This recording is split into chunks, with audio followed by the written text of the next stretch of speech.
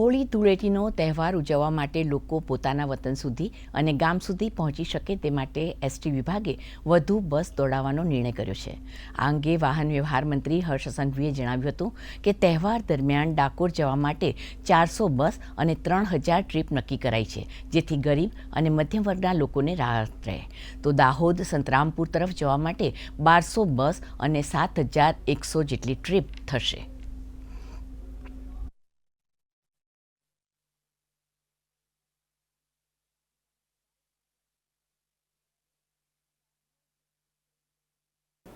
હોલી અને ધૂળેટીના તહેવાર મનાવવા માટે રાજ્યના સૌ નાગરિકો પોતપોતાના વતન સુધી પહોંચી શકે તે માટે ગુજરાતના લોકપ્રિય મુખ્યમંત્રી આદરણીય શ્રી ભૂપેન્દ્રભાઈ પટેલના માર્ગદર્શનમાં એસટી વિભાગ દ્વારા એક ખૂબ જ મહત્ત્વનો નિર્ણય લેવામાં આવ્યો છે.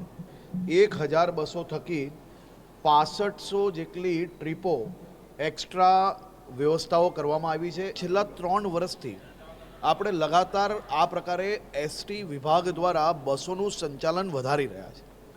એ બસોનું સંચાલન વધારવાનું કારણ જ આ છે કે લોકો કોઈ બી પ્રકારની બ્લેકમાં ટિકિટો ના લે, વધારાના ભાવની અંદર એ લોકોએ ટ્રાવેલ ના કરવું પડે. એ જ પ્રકારે ટેમ્પો કે છગડામાં બેસીને પોતપોતાના ગામમાં ઓવરલોડ જવાની જરૂર નથી.